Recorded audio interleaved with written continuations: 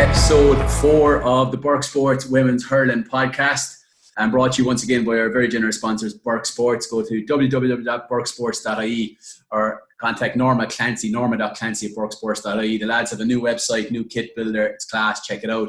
We've had an action-packed show tonight. It's been an interesting week in Camogie, to say the least. We're going to start off by having Ciara Donohue, Ashling Moloney, Ashling Curtis and Grace Lee from their respective intermediate and junior panels on to talk about the cancellation of those championships, or at least their participation in them. So we'll jump straight in and get the lads in. Okay, guys, you're very welcome. I suppose obviously it's been an interesting week for all of you. I suppose every week seems to be an interesting week these last little while in Camogie. I suppose like anything in 2020, when something like this comes up, I suppose the lack of communication means that there's a void that's always filled with Twitter rage. So I suppose we wanted to give you the opportunity to come on and just let people know, I suppose, the impact that this decision has had on you guys. Give people a little bit of background maybe that wouldn't be aware that their second teams in the Camogie, or just the level of effort and preparation and stuff like that you put in. So I suppose to get a few facts out, first of all, there's a little bit of confusion about this. Obviously, this is not a Camogie Association decision. It's a government decision. So I suppose that's the first thing to put out there. Now, what we don't know is how hard the Camogie Association pushed to actually keep teams in the competition. I suppose the Camogie, it is a unique situation that it's the only one of the 4 Gaelic sports that has the second teams competing in the adult competition. So it's a little bit different to the rest of them. So I did a little bit of research. I'm not sure if you're aware, but we just compared it to the Hurling Championship. Okay. So there's 34 teams in the Camogie Championship, if you include everybody down to the Nancy Murray Cup. And by the 8th of November, there'll just be 16 left. Okay, so there'll be 6 left in the senior, 4 in the intermediate, 4 in the junior, and 2 in the Nancy Murray. There's 32 teams in the hurling, and at the same stage in the hurling, all 32 teams will be still in the competition. Okay, so I suppose what that knocks on the head straight away is that this decision definitely wasn't made for reasons to stop COVID. You would have to think that it was a political decision based around the definition of an elite team. Ashling, I suppose we'll start with yourself. It's a really, I suppose, well put together statement that kind of, I suppose, summed up what everybody is feeling, released on behalf of obviously yourself, your panel, and Anya, your manager. Can you just go into that a little bit for us and just tell us what the mood is in the Kilkenny camp at the moment? Yeah, absolutely, and thanks so much for having us on. Like you said, I think it's a good platform to at least discuss the matter and at least voice players' opinions on it. As I said in my letter, I wrote it on Friday evening. Obviously, emotions still quite high, still are. It's very new information for us all. And, as I said, in what should have been myself getting ready to go Camogie training in what would have been our first round of championship next weekend. And I know I can only speak on behalf of Kilkenny. I know some of these girls here might have even already played their first round or were due to play their first round within 24 hours. So I suppose the thought process behind it initially was, we obviously wanted to do something. And I suppose I would wonder, albeit I completely appreciate that difficult decisions have had to be made in these current circumstances. I mean, of course we were going to say something. Of course it wasn't going to be taken, on the cheek and just say, okay, we're out of the competition. Absolutely not. It's very important that our voices are heard in that respect. And I suppose that was where it came from. We kind of were just thinking in our heads, we want to do more here, but what can we do? So I suppose it initially just started with putting together the email, which I was hoping to kind of just forward on to the Camogie Association. Rightly, as you said, I know it's been a government decision, but I do feel, in terms of especially these 10 teams affected here, we don't fall safely under this bracket. We don't fall under this very safe category of, it just can't happen anymore. It's always been pinned home with us in Kilkenny Camogie, and I'm sure I can speak on behalf of all the girls here. We categorise ourselves as Kilkenny Camogie. The intermediate team is not second class here. I am very, very proud to wear the intermediate Kilkenny jersey every time I go out onto the pitch. Even prouder to be captain this year. It's an absolute honour, we don't see ourselves as second class, and I suppose the phrasing of the statement and the way it was portrayed did make us feel, to an extent in that way, something that we don't see in ourselves, and I don't think it should be portrayed nationally across the nation. So it came out of frustration, of course it came out of anger, we put in a lot of hard work both individually and on the pitch when it was safe to return. We did a lot of training, you know, individually when we had to. Again, you know, it's already seen the revision of a lot of the fixtures, and we didn't get the opportunity to compete in league or in Leinster, and that was absolutely fine. You know, that was necessary. You know, it's been a very, very difficult few months for us all in light with COVID-19, and I understand a lot of difficult decisions have had to be made, and that was absolutely fine. You know, we had a short and sweet championship campaign. You know, for us ourselves, we just had 2 rounds of championship, and then hopefully what would have been an All-Ireland semi-final, a maximum of 4 games in the space of, you know, 2 or 3 months. And we were going hell for leather for it, really looking forward to competition, and had really been gunning home how important it was to follow safety guidelines and to keep in line with those.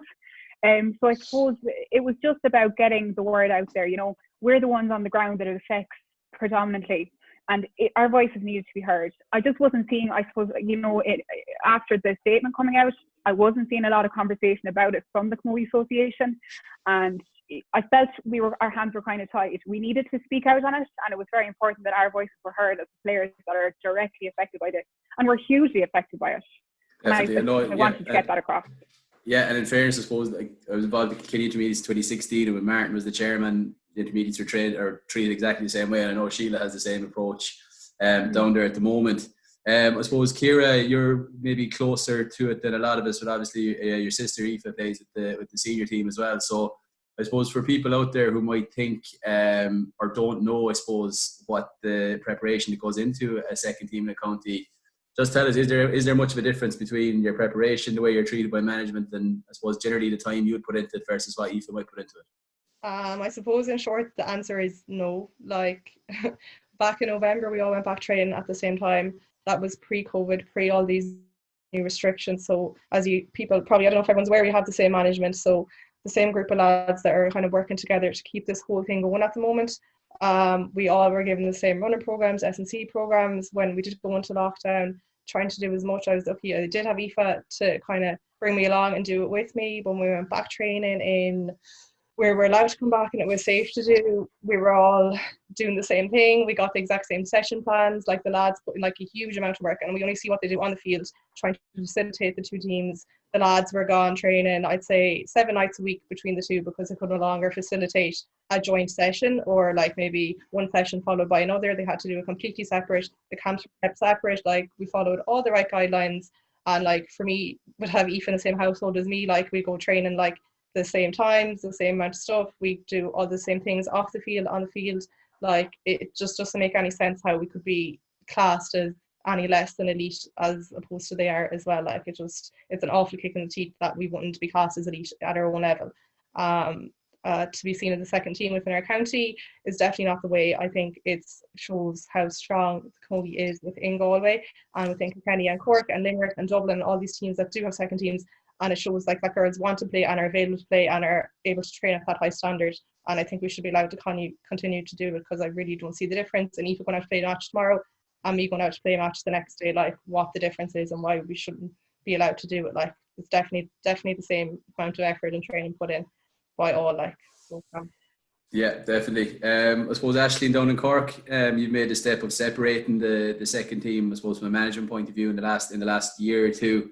In a way, does that make it actually, I suppose, a little bit harder to take, in that I suppose for your management this is the be all and end all for them, whereas I suppose while it is hard for obviously for Cahill and Bill and the guys in Galway and Tip, this is really the number one focus for your guys. Does it make it that little bit harder to swallow, I suppose?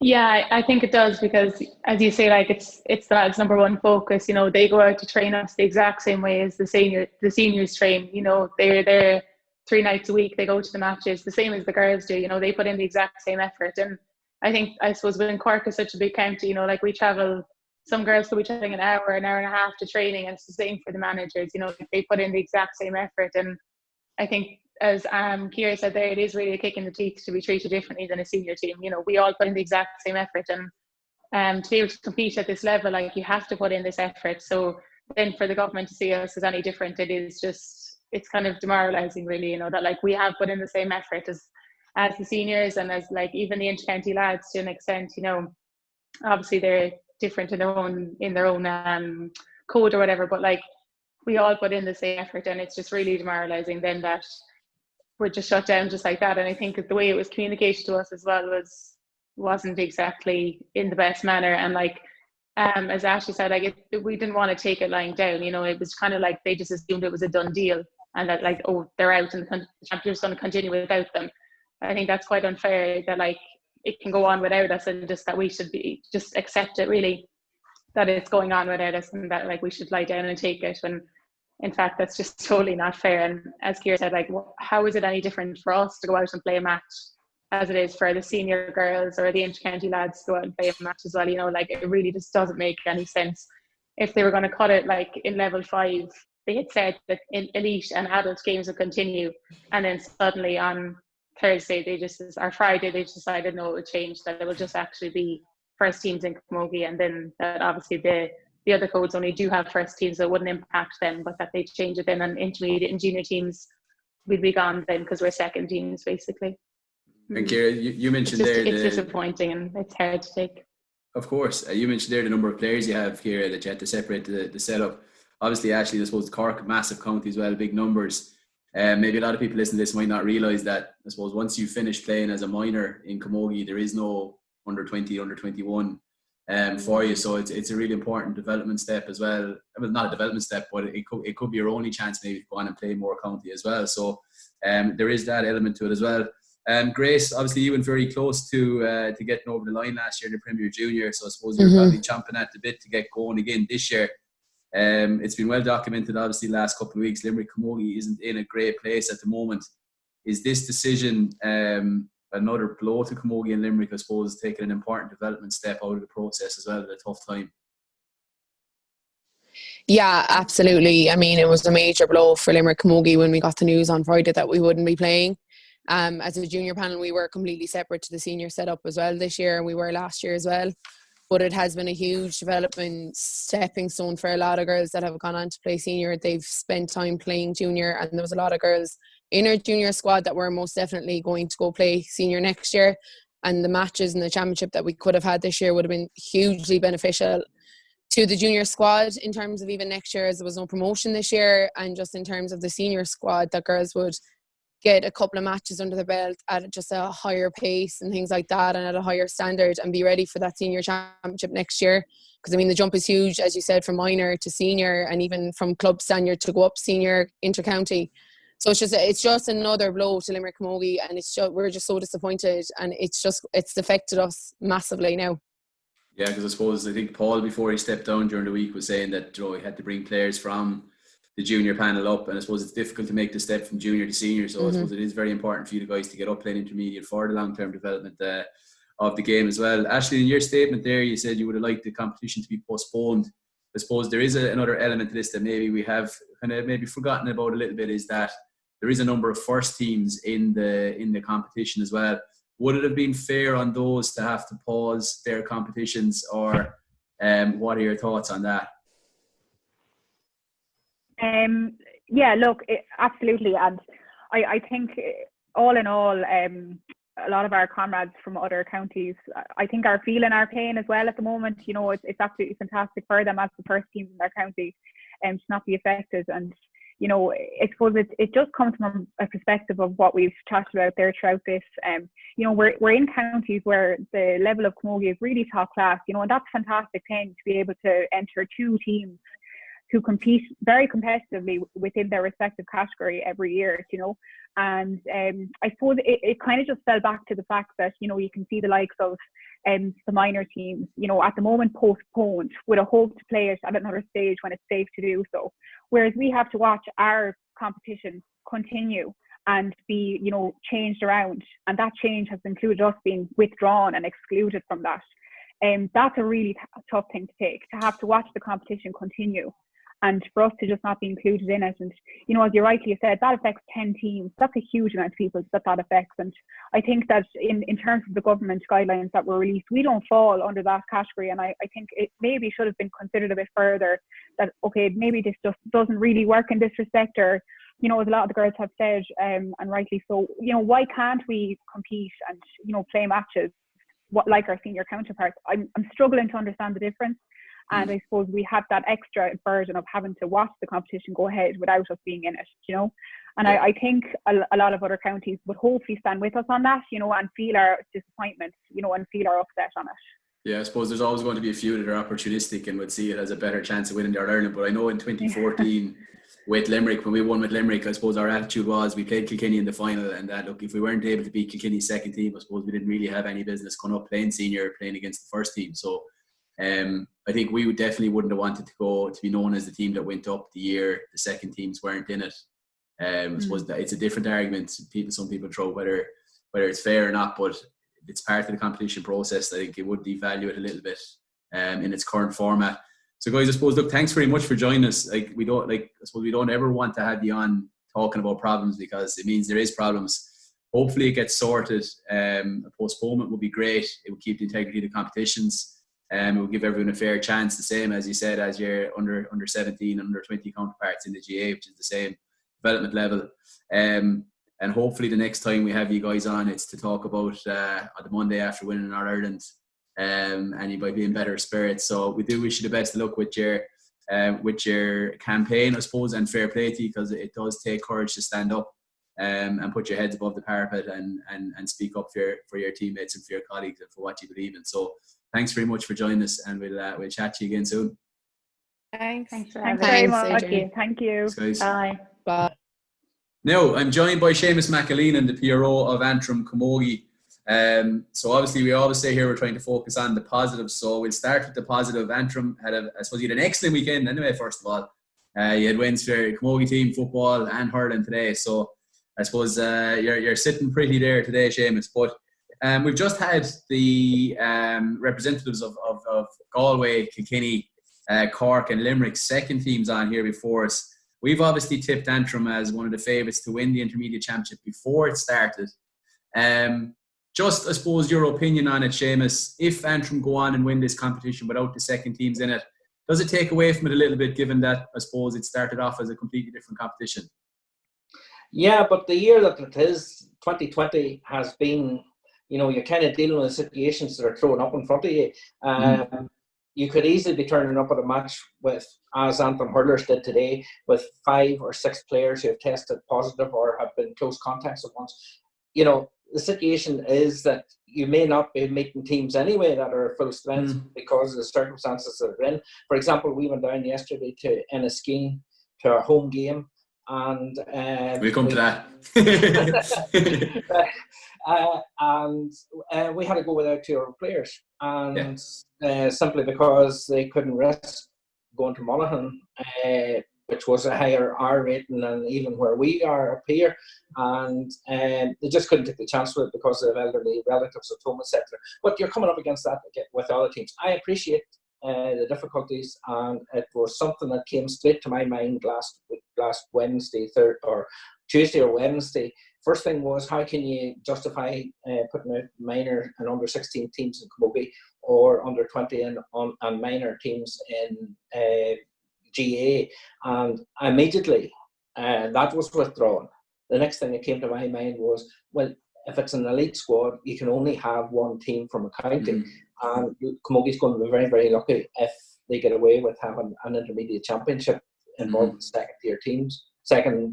It's funny because we spoke about the stats there a second ago. It seems to be a decision based on politics, and what you touched on there is the definition of an elite team. Because if we compare the hurling and the Camogie Championship, there's 34 teams in the Camogie Championship right down to Nancy Murray, and there's 32 in the hurling right down to Laurie Maher.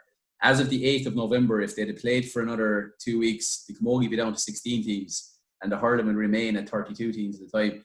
Now, you do make a valid point, but there's nobody going to tell you that the Leitrim hurlers have a more elite setup than the Galway Intermediate Camogie team. So I think maybe the exception could have been made as Camogie being the only competition. But that's not why we're here to talk. So look, again, I suppose, as I said to the girls there a second ago, it seems to be the team at the moment that something happens, there's no communication, there's lads giving out about it on Twitter. We want to get to the facts. How come your game was moved to Inishkeen at such short notice? And can you just give us the timeline and the communication with that, and I suppose the effect or the knock-on effect it would have had on your guys' preparations? Yeah, well, I could give you a timeline, okay, and maybe from talking to the Carlow members of Carlow committee yesterday, they were saying that as maybe 2 weeks ago they had approached Ardcorla or sounded out Ardcorla with the idea that any games should be at halfway venues because the amount of travel is involved at all. And of course, that was for them travelling to us, but if they were hosting a team, they weren't going to complain about that. We were in a situation, we were hosting Carlow, but we were also concerned about having to travel all the way to Tipperary for the next game in the round. Mm-hmm. So, you can only worry about your own end of it rather than a coordinated effort from all the teams, which maybe should have happened, that they should have been looking for halfway venues. That was as it was. There was some discontent, well, I wouldn't say discontent, but Carlow voiced a kind of their reservations about having to travel to Randallstown on Monday or Tuesday. They were reassured by the Ulster chairman, Jenny came into it, and she reassured, look, I'll meet you at the Carrickdale Hotel and, go up with you, and everything will be great. And as far as we were concerned, she was reassured. She was. They were in touch. The Carlow chairperson was in touch with our chairperson, Vincent Boyle. Everything was sorted out. There were going to be meals set for them or prepared for them that they could take and go. And that as late as Thursday morning, Vincent had been talking to the Carlow chairman, and they were, 10 o'clock on Thursday morning, everything was go for Saturday in Randallstown, and as you know, we had organised live streaming and set for it. And the next thing we got was a communication to say that a couple of the Carlow players had been informed by their employers that they would have to isolate for 14 days if they went to a different jurisdiction, and that it was to be discussed at the Ardcorla meeting on Thursday night. Now, at 10:30, we got an email from the Ard Steward, Sinead McNulty, to state that due to present situations, we were moving the match to Enniskeen and Moloney. And from then until now, that's the only communication that we've had from Ardcorla. Mm-hmm. We have so it's very short notice. So yeah, and I suppose again, like everything, and we said this to the girls, it comes down to communication. I suppose looking for open channels of communication, and I suppose it's to great credit to Antrim that I suppose given all the disruption that you went down to Enniskeen and hit 5-10 and 1. So I suppose there's great credit due to you there.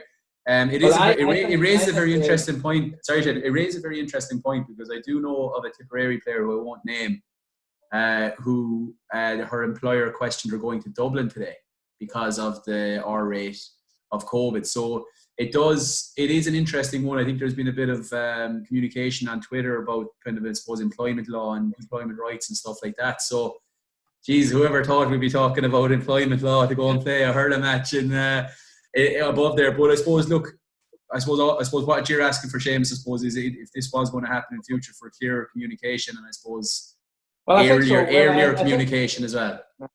I think one of the main things coming out of Thursday evening's match was the withdrawal of the second team from the championship, and obviously Ardcorla was going to have to deal with a draw then, or what was going to happen. Would the games go ahead at the weekend or whatever? That was the main issue that they had, but they still didn't communicate clearly to us why we had a shift. Now, we took the board was very annoyed about it, and so too there was obviously a lot of communication, social media about it, but we took our lead from the management, Jingo and Humpy, Paul McKillen and Jim McKiernan. They were keen to get a game under their belts, being played, move on, not have the focus being on why the game shouldn't be played, but get the game played and move on. Yeah, no, definitely. And I suppose, look, there is good credit due to Carlow as well, because, look, in difficult times, they didn't pull out of the competition. They went to Enniskeen and put up a credible performance as well. So, fair play to Carlow as well. So, I suppose, once again, it's the players and management who come out of this shining, I suppose. And maybe the association could communicate a bit better and a bit earlier. I suppose is probably what we want to get out of it. Yeah, probably. It is good competition still without the seconds teams in it. I think there will be. I watched the the recorded streaming of the Derry Down match yesterday, and Down looked in serious shape as well. Yeah. We didn't particularly look in brilliant shape at times. There was a disconnect, and in some of the team play. Down have been training since their county final was on 13th of September. Yes. And Derek Dunn and his management team were able to get a good bit of work done from 13th of September until, say, whatever it was, 5th of October. Owen Brislan is with them now as well. He's the ex-Tipperary hurler as well. So definitely the timing of it, it helps. But I think we won at Limerick in 2014, as I said to the guys before, they're not repeating it. But we would have felt that we would have used the second teams as a barometer, that we felt we needed to be beating them before we'd make the step up. It's a good indicator as well. But James, I hope we'll have to cut it short there. Thanks very much for joining us, for putting your point across. Again, huge credit due to Carlo and Antrim for making sure that game went ahead, because it is tough times. I suppose it's all about getting the games played and keeping the integrity of the competition. Hopefully the next time we'll have you on, you'll be talking about my prediction coming true that Antrim are going to win the Intermediate Championship. Well, and that it will have come true. I don't know what's going to happen on Monday or Tuesday. Yeah, and when things open up, you might invite the women's hurling lads up for the dinner dance, and we get up to the Glens for a night out to celebrate our prediction. Anyway. Seamus, thanks very much for joining us, and we'll speak to you again. Thank you. Yeah, good luck. Well done on.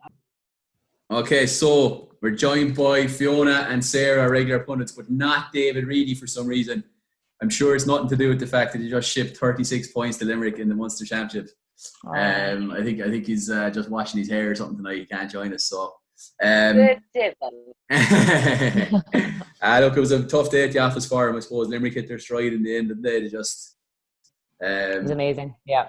I even heard. I got a text there saying that it was mentioned on the television coverage. I didn't see it, but that we set a record last year in Westmeath that we conceded 40 points to Cork, and that someone had mentioned on the television that record was in danger. So.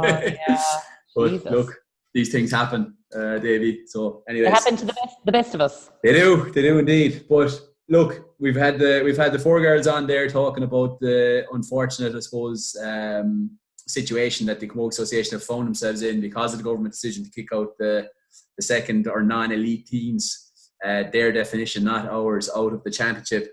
And we've just had Seamus on from Antrim, just I suppose clarifying a few bits around the unusual decision or the late decision to move their game from Port Glenone to Inishkeen on Saturday. But look, we want to focus on the action because there was a lot of action this weekend. We'll whip down through the results really, really quickly. In the senior, Kilkenny 6-23, Westmeath 1-7. We'll talk about that with you in a minute, Fiona. Today in the senior, Tipperary 113, Dublin 11 in Parnells. I was in Waterford. Waterford very impressive, winning 216 to 9 points against Limerick. And the Nancy Murray, Tyrone hit 425, beating Loud 425 to 2-1. And then in the intermediate, Antrim 5-10, Carlow 4-9 in a high scoring game there. Laois 4-14, Kildare 1-7, and Down very, very impressive on Saturday in a 115 to 9 points win over Derry. So we'll start with yesterday's game, Fiona, and I suppose we talked about experiencing a welcome to senior moment against Kilkenny a number of years ago, and I think Westmeath experienced the same thing on Saturday down in Callan. I was thinking that watching the match, it was so reminiscent of our game that night in James Stephens, where like you think you did all right or you think you're going okay, and then they just put out such an amazing performance. Like they were just so hungry for goals. I suppose they hadn't got any the week before, and by God did they get them on Sunday or Saturday, and they could have got more, you know what I mean? They kind of, I think they took the foot off the pedal, you know, they brought on a few subs and everything, but I think there was a good interview afterwards with Killian and who was doing the commentary with Killian, Elaine Aylward. Yeah. And it was just really good the way they said like that, you know, Kilkenny really respected Westmeath. They went out there, you know, they were confident they were going to win, but they didn't, you know, start a dummy team or anything. They went with the same team as last week, and you know, the players just really stood up and put their hands up for positions. It's going to be a hard team to pick in Kilkenny. Definitely, and I suppose I was chatting to Tommy Shefflin during the week, and I know we talked last week about Waterford, I suppose missing a good few players from last year. Although Queeve McGrath was back on their panel today, interestingly enough. But I suppose we didn't really give any credit to the fact that Kilkenny were missing Michelle Quilty and Katie Power last week either. Now, to counter that argument, Aoife Doyle was absolutely unbelievable on Saturday, coming in to fill in the corner forward position. So I do think the likes of Kilkenny, Galway, Cork do have the advantage over, I suppose, the smaller teams. Like it's not exactly like for like, but and we wish Katie a swift recovery. She's had a tough year with injury. The championship will be worse without her lighting it up like she did last year. So pass on our best wishes. But yeah, look, 3 goals inside the first 5 minutes, and it was over inside the 5 minutes period, wasn't it? It really was. And like you mentioned, Aoife Doyle there, that goal she scored was just, I raved about what a good keeper Fiona Keating was last week against Limerick. And then she gets so fantastically lobbed by Aoife Doyle, who just like saw the opportunity. And like people might say she wasn't going for it, she was going for that. Like it was really spectacular goal. Like, and as I said, they could have had more than 6. I suppose Gaul had a very uncharacteristic off day with the freeze. But still managed to, stick. I don't even know what she scored. She was unbelievable. Miriam, unbelievable. And, so gracious in her Man of the Match award afterwards. She was kind of like, oh, yeah, we just did our job and, on to the next game. Like, they were fantastic. And as I said, I think last week we did allude to the fact that Westmeath would get a few passages of play together. They did cause trouble at times, and they showed that they are a well-drilled team. But when you come up against the likes of Kilkenny, a hungry Kilkenny team, it's I don't know, I won't say disheartening, because they showed heart until the final whistle, which was very impressive. Like, but I suppose it was nice to get the win against Limerick last week. I think that makes the loss a lot easier this week against the likes of Kilkenny, Definitely, yeah. And I suppose, like we talked last week, and Davey was kind of giving out that Katie Nolan got taken off because his bugbear is that corner forwards always get hauled first. But like you're right about Denise Gall, she was unbelievable, and Miriam Walsh. I really thought the first 25 minutes in particular, Katie Nolan was incredible. She just really made them tick. She seemed to have a great understanding with Gall. Every time she won the ball, Gall was going off her shoulder, and just down that right-hand channel, they just tore Westmeath to shreds. I thought she was absolutely superb. She played a little bit further out than she had against Waterford. I think maybe a little bit of space suited her. But yeah, look, a cracking team performance from Kilkenny.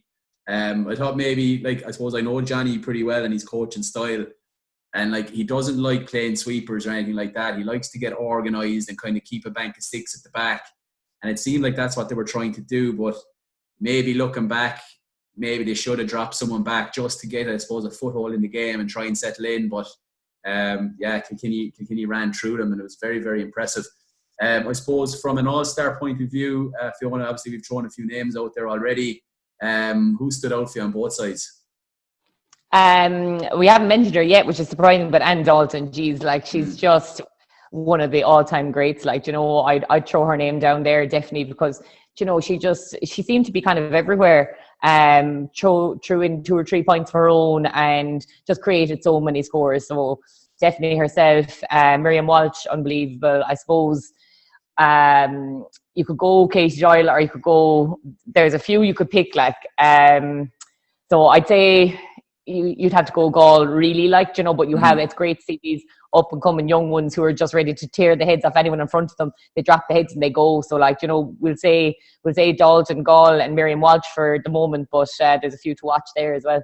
Yeah, I thought Grace Walsh was excellent as well, actually. So I know I'm like, defending is my thing now, so I just thought she just mopped it up. It was brilliant. Yeah. No, Megan Dowdle tried really hard for Westmeath. I thought she got a fantastic score. Yeah, it was really well taken. Like, it was like she was like kind of, you could tell she was a bit sick of it at one stage. She's like, I'm just going to fire this over the bar, and she did. Like, so she was good. Yeah.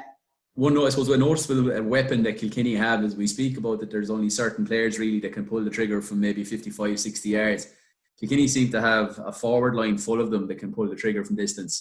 And it's really an advantage against defensive teams. So it'll be interesting to see how that plays out as the championship goes on. Sarah, you were in Parnells today watching Dublin against Tip. We were all very, very impressed with Tipperary first day out. And I suppose it was first day for Dublin. So tell us a bit about that game. I didn't actually see any of it today. So surprisingly, Dublin had all of the running in the opening minutes of the game. They did have a big win, right? But I think Tip probably were a little naive, and this is where Cork's, Galway's and Kilkenny's wouldn't have done what Tip did, which was underestimated Dublin, right? Dublin came out of the traps and had 2 scores on the board very quickly. Ashling and Kerry Finnegan were exceptional early on, and Ali Toomey and Sinead Wild, and they were running at Tip, and Tip hadn't switched on.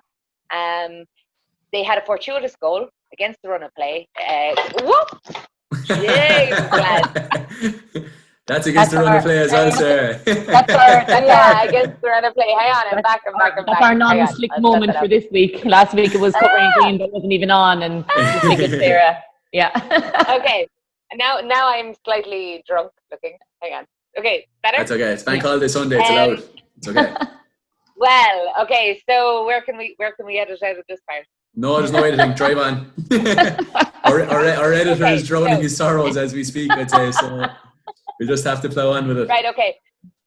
Okay. So basically, Tip had a fortuitous goal against the run of play. Nicole Walsh puts a ball that looks like it's way over the bar, comes off the upright, and Coytevan puts it in the back of the net.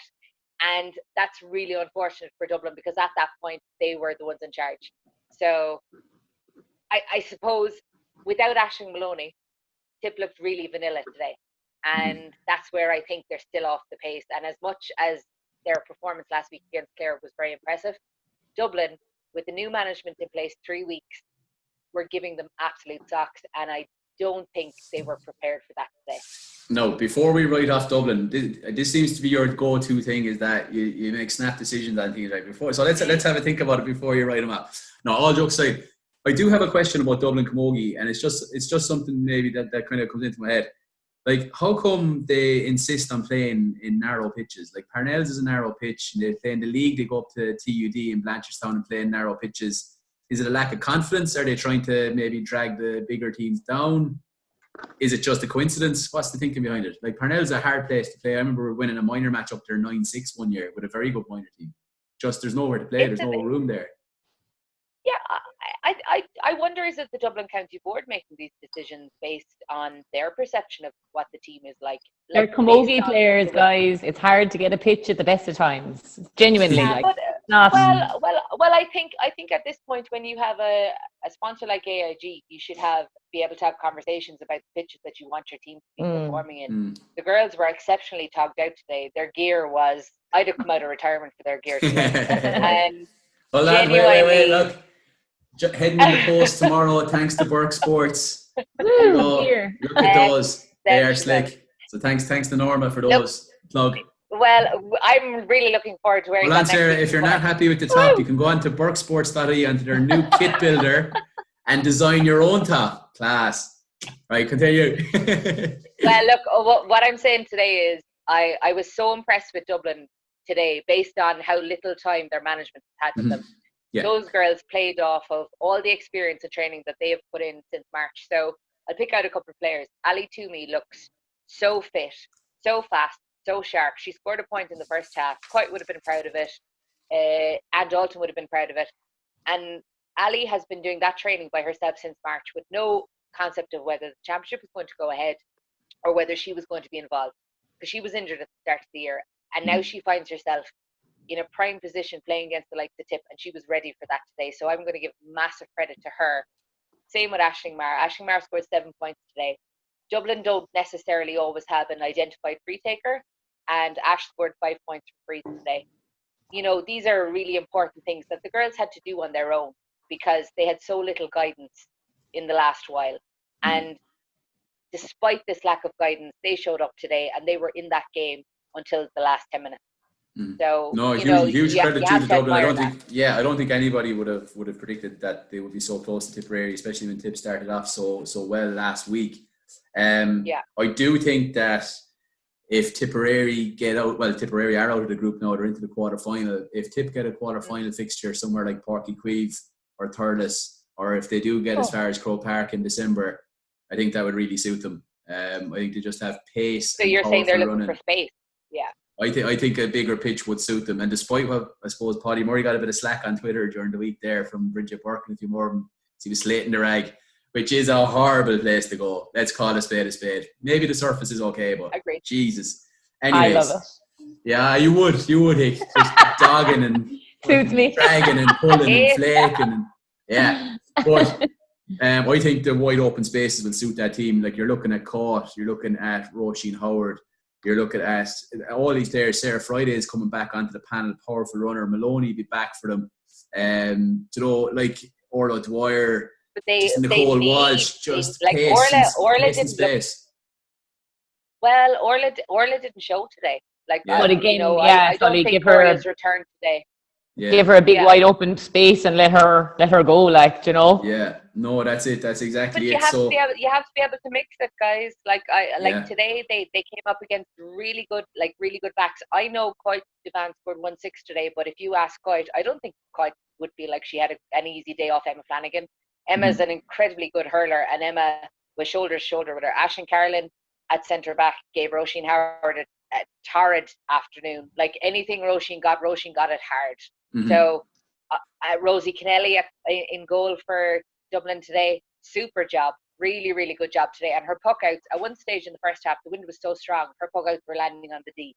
And I'm not joking. Now that speaks to Parnell being tight as it is, but I just think the naivety of the Dublin management today was down to time. Kerry Finnegan was so effective in the first half in that she was such a presence. They whipped her off with 20 minutes to go in the game when Dublin were very much in the game, and they took her off because they didn't know her. As a person who knows her with 4 years, I'd have never taken her off that pitch today. Sinead Wilde was excellent for Dublin today. She was up and down the field. there. Yeah, savage. The only place that we didn't get changed today was midfield. Dublin, Hannah Hegarty and Miriam Kelleher. Hannah is incredibly astute. Normally Hannah plays in the half-back line, as you know, was nominated half-back in 2017. The ball was bypassing her today. And Miriam Kelleher, I think she pucked one ball in the whole game late in the second half. What way did Tipperary line up? What was the tip midfield partnership? Was it Karen Kennedy? Niamh Tracy was actually sitting deep in the first half. It wasn't that Tip lined out. It was that Dublin lined out with Sinead and Ali Toomey sitting very deep. And they were leaving Kerry Finnegan and Gabby Couch in the full forward line in the first, or Zoe Couch, sorry, in the first 10 minutes, all on their own. And everyone else was sitting deep, so the midfield was packed. So Tip actually had to work to Dublin's formation as opposed to the other way around. And it left Niamh Tracy completely on her own in the first half. But she was being bypassed by Dublin, and it was very effective. And obviously Ashling, Kerry, Sinead and Zoe were getting change. But Tip kind of came around to it kind of 15, 20 minutes in and went, right, okay, we're going to have to get on more ball. We're not on enough ball. And that's how they started to channel ball back up the field.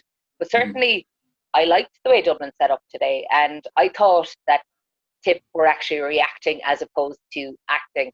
And that's the difference for me between the likes of Galway, Kilkenny and Cork, because Tip allowed Dublin to stay in the game for too long today. Yeah, and I suppose maybe it shows that how important Ashling Moloney is to Tipperary as well. It's crazy to even be saying it that a player who's only played 40 minutes has all of a sudden become such a central figure. But I suppose when you have a player that has that athletic ability to run straight down the middle, like it just cuts teams up. It's hard to defend against that. So look, very impressed with Dublin. So I suppose credit to Tipperary for dogging it out and getting the win at the end of the day. On both teams, you've given us a few Dublin names there, but who were the real standout performers on both sides there, Sarah?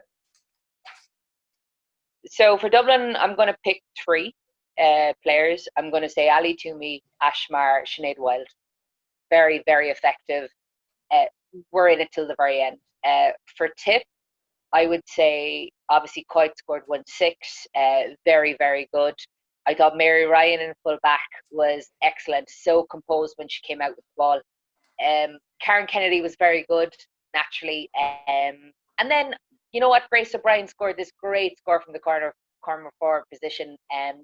Kind of about 10 minutes left in the game, just when Tip needed to push ahead. And I'm looking for that sexy corner forward, and she comes up with a score from 35, 40 yards out that she didn't have any right to hit, but she took it anyway. So. By the sounds of it on Twitter, Roisin Howard had a serious afternoon as well, that she just kept popping up when she needed to. She kept popping up, but herself and Ashling Carlin had a real good battle, right? So I'm not going to say that Roisin dominated Ashling, because Ashling did as much work as Roisin did. Roisin scored a point, I think, right? Possibly one or two more, but obviously her interplay with Coit obviously allowed Coit to score 1-6, right? But I suppose I just thought that Dublin's backs worked so hard today that it didn't make the girls look as polished as it did against Clare. I genuinely think that the Clare backs looked a shadow of the Dublin backs today.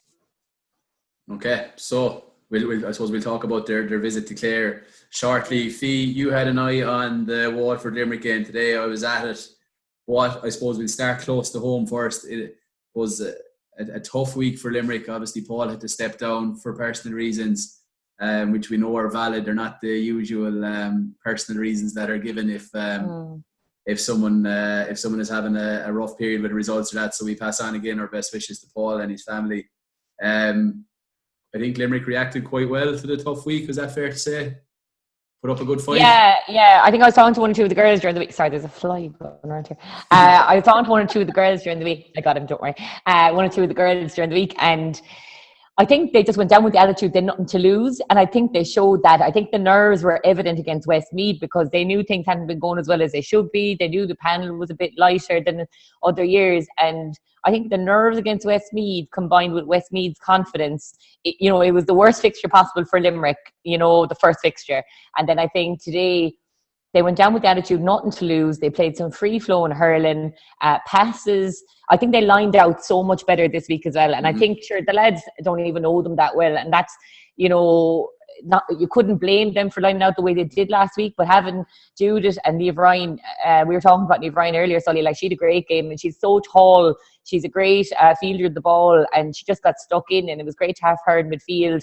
Cueva dropped back a bit. Cueva Costello had a superb game. She dropped back a bit from her quarter forward position. I think that Muir Kramer, they got their matchups for Beth, and Muir absolutely spot on. It was some battle. It was really, really good to watch.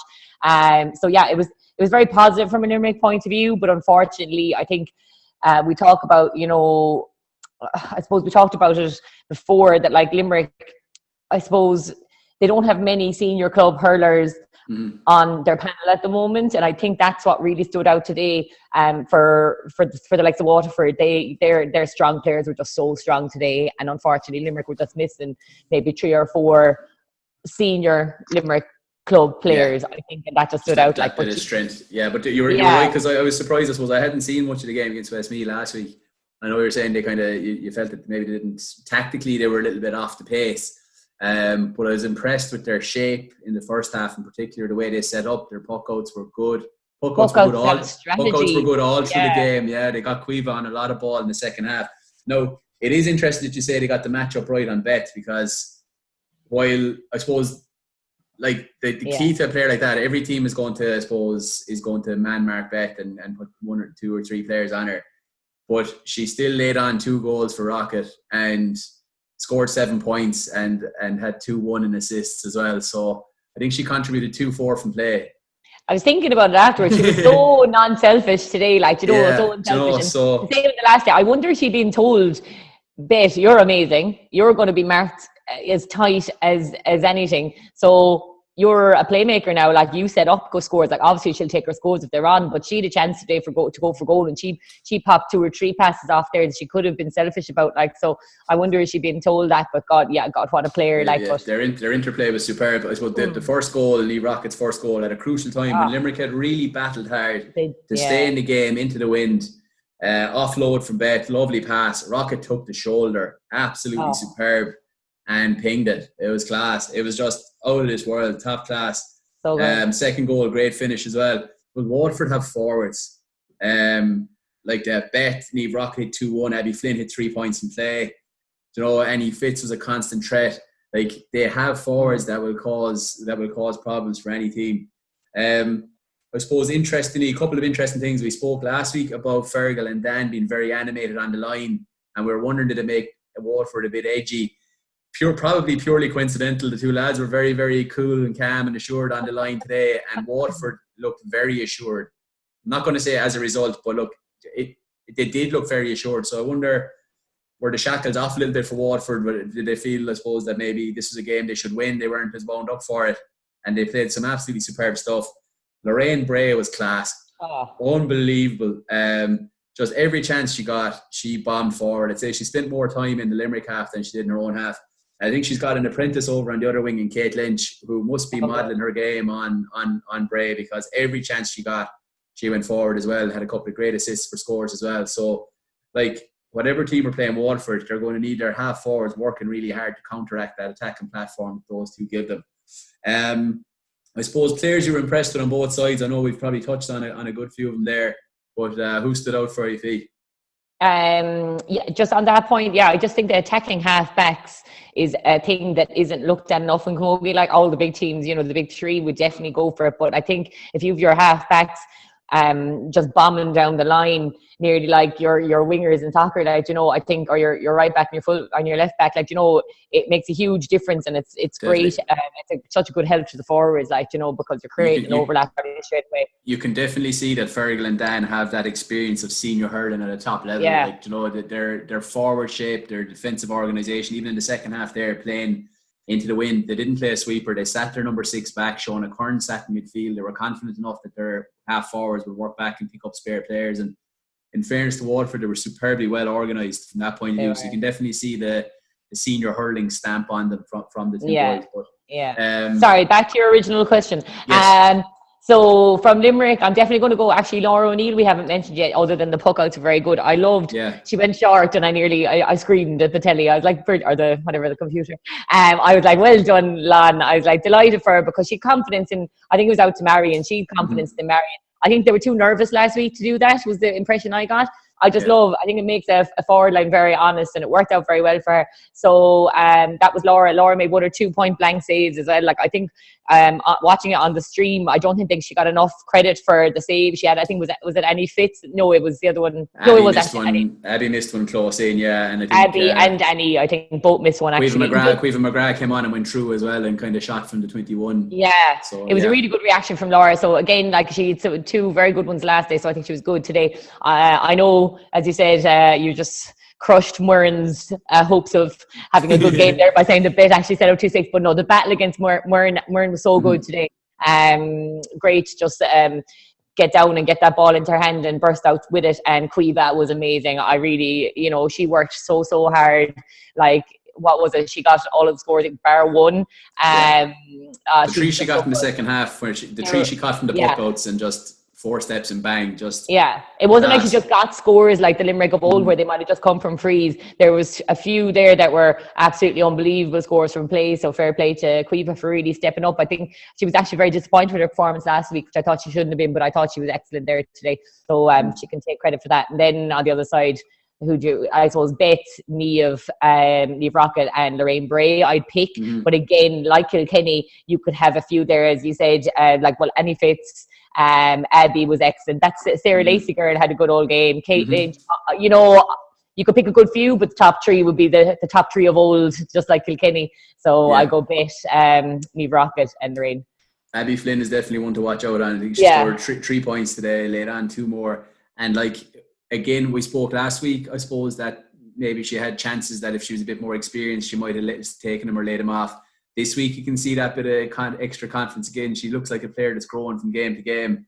She could maybe have ended up with maybe 2, 4 or 5 today with a small bit more composure. I think there's a breakout performance coming from her, and she's definitely one to watch. Definitely. And again, from last week, the main thing that Limerick are missing, and a few teams are missing, is the variety of scorers. Like, that just separates the women from the girls, as opposed to the boys and the men. I just think we need that variety, and unfortunately, Limerick didn't have that today. No. So looking forward to next week then. So already we have Tipperary, I suppose, are the first team to get through to the quarterfinals. They're in the group where there's no team going to the semi-final. So they're guaranteed the quarterfinal. So that leaves us then with Clare and Dublin in a straight shootout, I suppose, Sarah, for a quarterfinal spot. You saw Dublin today, obviously very impressed with them.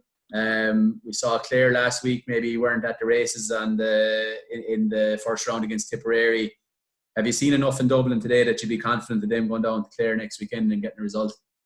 Yeah, I have. And what I would like to see in Dublin is for them to recognise that they just need a bit more attacking play in their midfield. So I think they need to make a switch.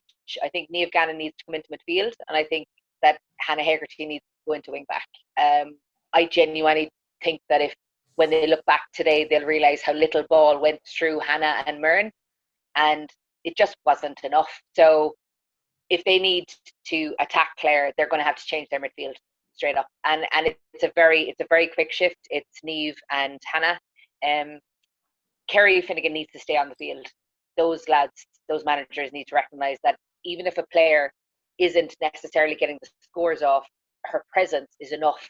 I think Mary Ryan would have been a lot more concerned with Kerry than she would have been concerned with the players that they decided to bring on in place of Kerry. Like, sometimes managers are really naive in that regard, and they whip players off.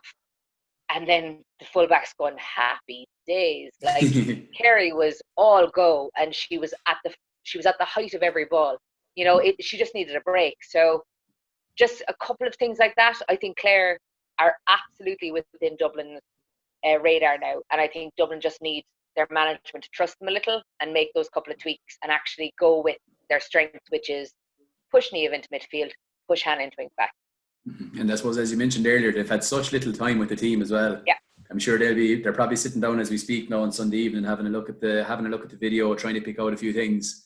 I suppose it's something that maybe people don't realise, that part of management and coaching is just like every game is learning as well. Like, you know, the video analysis isn't just feeding back for the players, feeding back for yourselves as well. So I'm sure they'll learn from that today. I suppose from looking at Clare last week, like Tip just got a start on them, I suppose, and they failed to get a foothold in the game. Now, they brought on two subs that any manager would love to have as subs, Niamh O'Dea and Chloe Morey, but I think that's the last time we'll see them on the bench for Clare. They'll surely start next week. I suppose if you're talking about big game players that are you're going to look to try and get you over the line in a straight knockout game, they just didn't have enough support for Emer Kelly last week in the forward line. So it wouldn't surprise me if they played Niamh O'Dea and Chloe Morey in the forwards. Niamh O'Dea has been very effective at centre forward previously for Clare, even though maybe she might be seen more of a defender. And that's going to be a really interesting game. Where it's played could play a big part in that as well. We don't have an actual fixture for it yet. And well, it's an away game, so we'll be in Clare. So Clare have. Oh yeah, but I suppose it's a case of whether they get into Cusack Park, whether they go to 6 Mile Bridge, or whether bring they them to Milltown, Melby. Bring them back to Milltown or somewhere.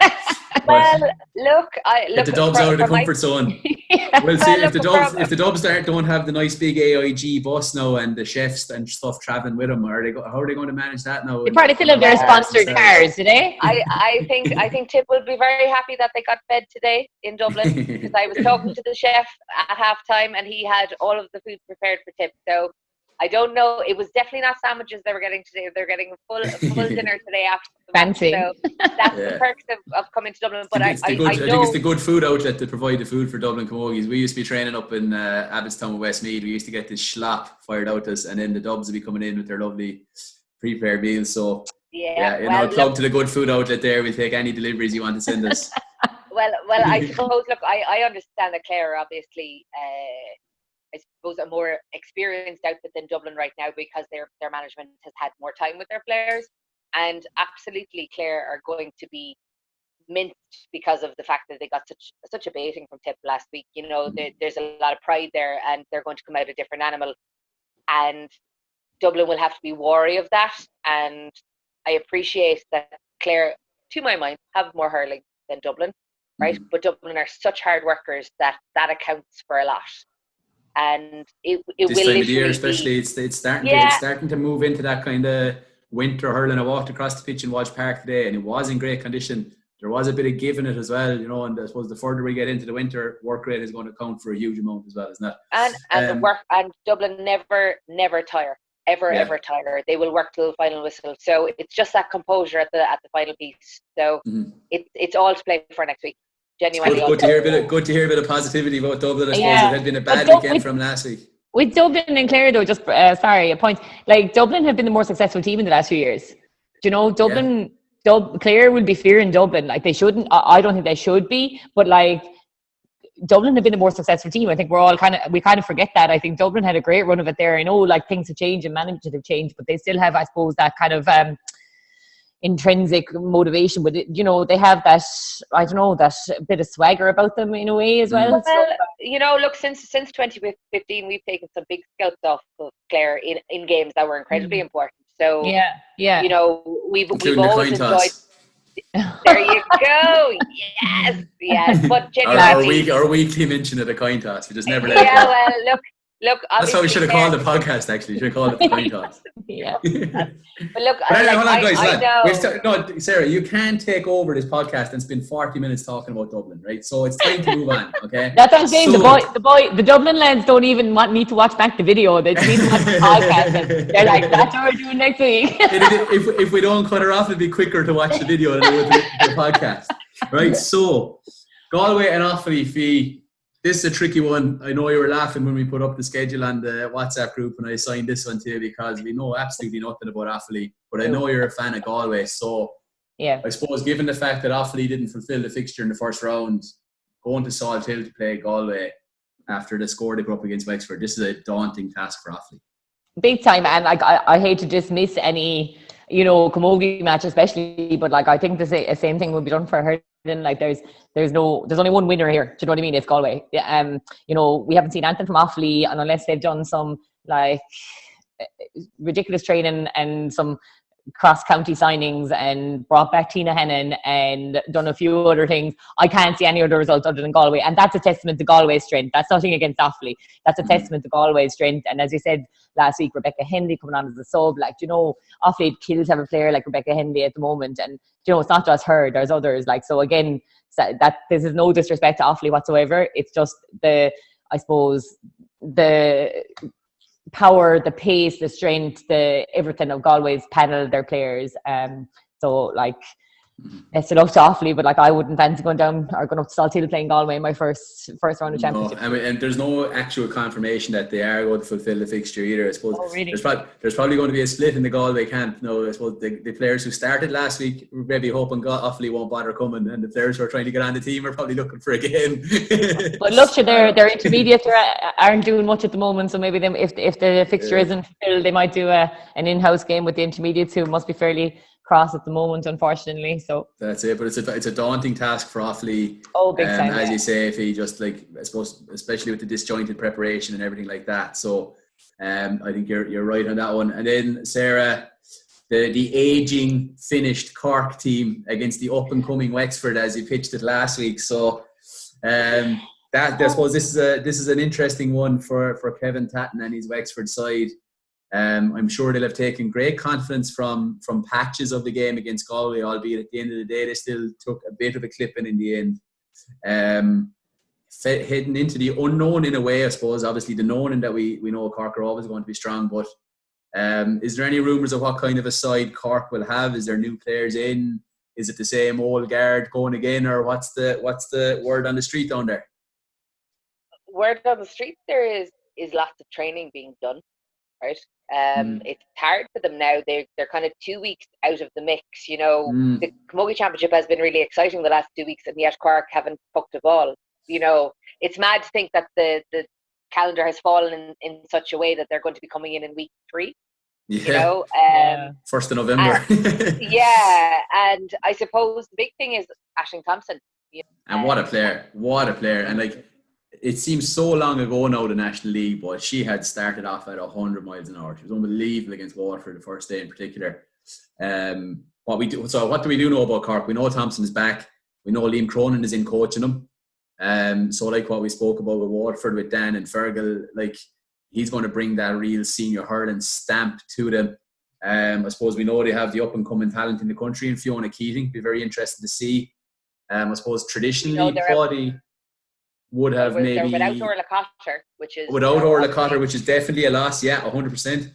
I suppose and without Julia White. I think we said an aging team there at the start. Like I heard a podcast with Paulie there during the week.